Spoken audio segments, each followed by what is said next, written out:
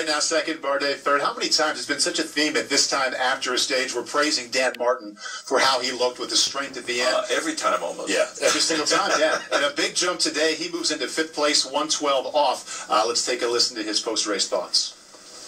Dan, another very aggressive move late. How did you pick the time to make your mark? I went one bump too early, to be honest. I did the attack. I expected it to be down afterwards, and it just kept climbing after we came over the top, and it went again, you know. But yeah, I had good legs all day. It really hurt on the climb, you know.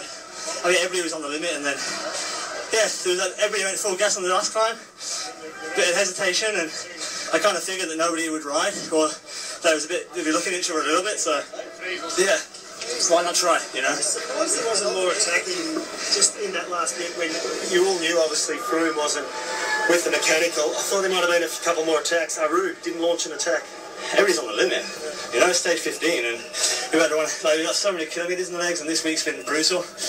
You know, it's just, that's why I'm happy just to keep nipping away seconds, and that's why I jumped as well, because I saw that everybody was tired, and if you can just get a gap, if they hesitate, look at each other, and yeah, whatever happened, I mean. You don't know how to lie down, do you? You're the most animated the last week or so, and since your crash.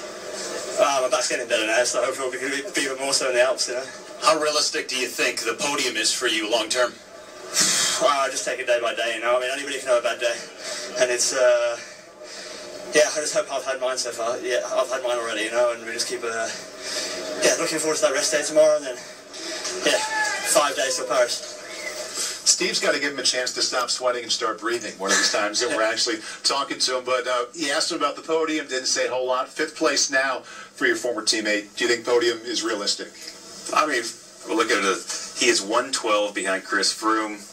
A little bit less than that. I mean, less than a minute to Aru. Yeah, for sure. I mean, it's wide open, especially going back in those Alps. You never know how you're going to react after that last rest day. It's always a little bit weird. I mean, we've seen that with TJ Van Garderen. We've seen with many other people in the past, myself even included, unfortunately. But yeah, I think Dan Martin, he knows his body really well. He's aggressive, and I think that's why we all love him up here. I mean, how could you not? When you just continue to fight, just tooth and nail for handful of seconds, day in and day out. If he continues to do that, I mean, one day someone is going to crack. I mean, we're just alluding to Aru being the first one to crack, but it could happen. He looked like he was obviously Dan was on the limit right there. I think Aru was on the limit. Chris Froome was obviously on the limit, coming back from 40 seconds. So that's why we have a bike race. You got to let it happen. How long ago did you ride with him, and where has he improved the most since then?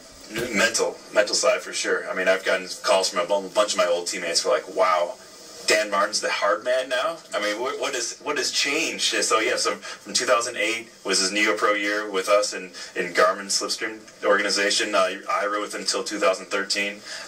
Amazing bike rider, has so much talent. The whole family has talent. His cousin Nico Roche, we saw in the breakaway today. His uncle won the Tour de France. I mean, it's a dynasty of Irish cycling for sure. But you know, Dan's won some of the biggest races in the world, and it's amazing to see him in top 5 right now. If you think back in 2008, but right now, I mean, without that crash, he could have been the yellow jersey. So I mean, we expect a lot from Dan. I think he expects a lot from himself. More importantly, I think that if anybody in the Tour de France has earned tomorrow's rest day, it's Dan Martin. He can barely lift himself up to stand upright to walk, and he continues to hit them. These are the best bike racers in the world, and he has no fear.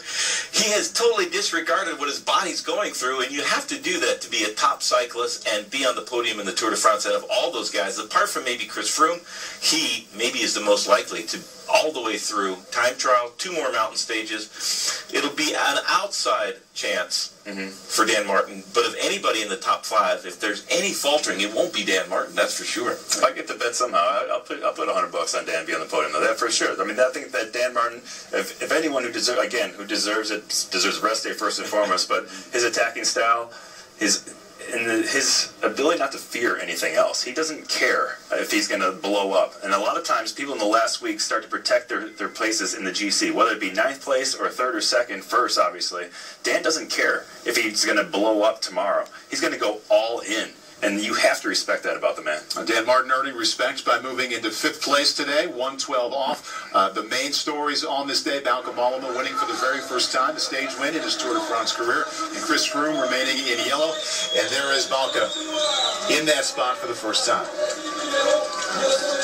GC rider up until this year because of the addition of Albert.